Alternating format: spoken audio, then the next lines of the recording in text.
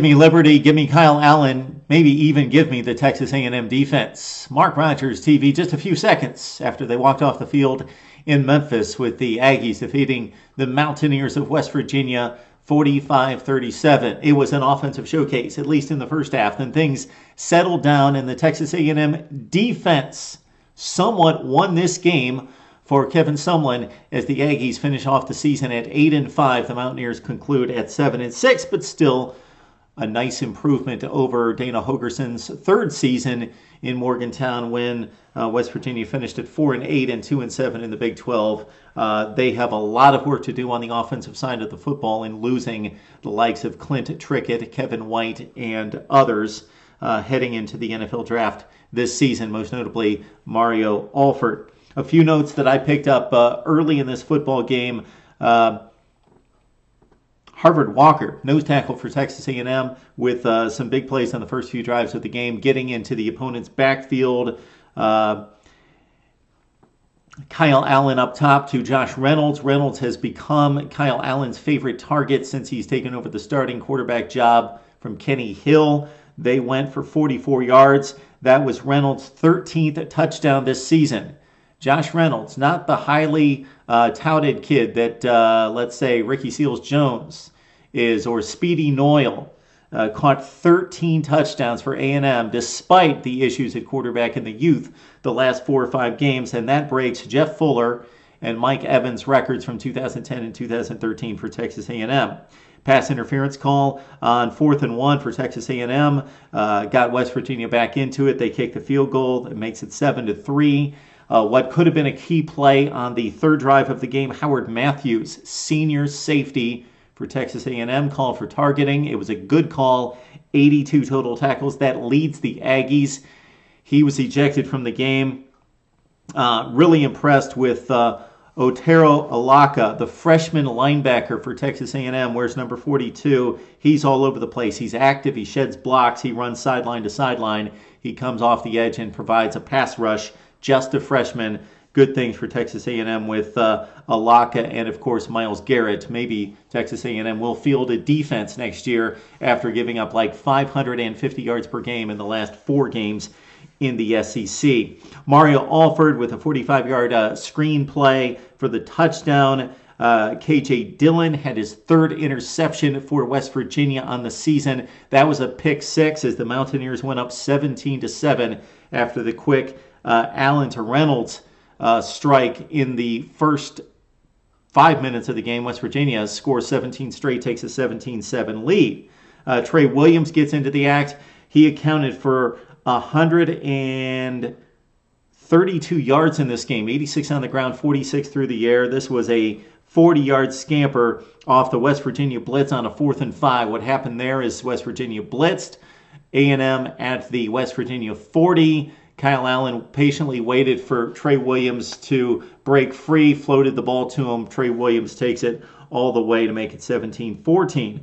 Malcolm Kennedy takes a short pass for a touchdown to make it 21-20. Malcolm Kennedy would prove very valuable in this game as he has his entire career with the Aggies. Skyler Howard, he was the West Virginia storyline on this day. Of course, in the absence of Clint Trickett, the sophomore gets the starting call, his 2nd career start. He had turned in a pretty capable game against Iowa State. This was not Iowa State. Despite all the Aggies' troubles on defense, Skyler Howard knew he would have to put up 40-plus points in this game and almost got the job done. Skyler Howard in this one, 20 of 45, 346 through the air, did not throw an interception in 45 pass attempts, 3 touchdowns. So not the most accurate day for Skyler Howard, again at 20 of 45, but he picked up chunk yardage at 346, much of that with his right arm, much of that with Kevin White and Mario Alford breaking tackles.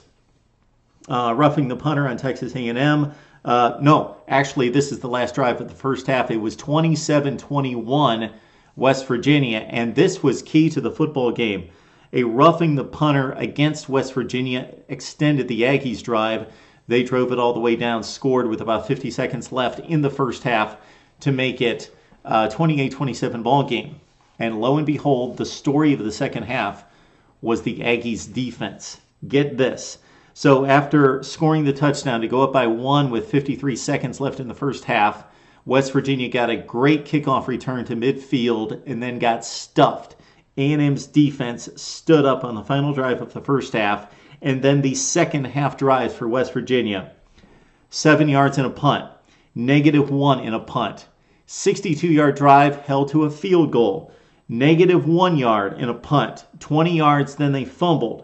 63 yards, and they got stuffed on downs, and that was really their last gasp effort when they made it on the next drive, 45-37. So they went for it after driving 63 yards, didn't get it on a 4th and 6 play. Next drive, they scored very quickly and made it 45-37, so they had a chance. They used their timeouts, but Malcolm Kennedy, who caught the touchdown to make it 21-20, Texas A&M, later scored a big touchdown to break it open a bit at 45-30.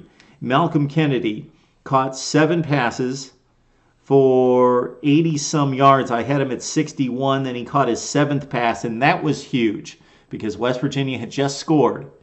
Texas A&M had the ball back at 45-37. It was a 3rd and 5 play. Kennedy ran the slant. Allen hit him. It was a little bit of a low pass. Good pass, but still a little bit low. Kennedy made a nice hands catch on the slant. Drag tacklers. That pretty much sealed the ball game. Texas A&M's defense. Trey Carson bleeding the clock in the second half. 22 carries for 127 yards for Trey Carson. And again, Kennedy with clutch catches in the second half. And that Texas A&M defense, once again, led by DeShazer Everett, held Russell Shell, the sophomore running back for West Virginia, who came in at averaging 4.7 yards per carry and 7 touchdowns, held Shell to 22 yards on 12 carries. That's the wrap from Texas A&M West Virginia, the Liberty Bowl, as the SEC moves on to 2-0 during the bowl season. Would love to hear what you have to say about Texas A&M and West Virginia on Mark Rogers TV.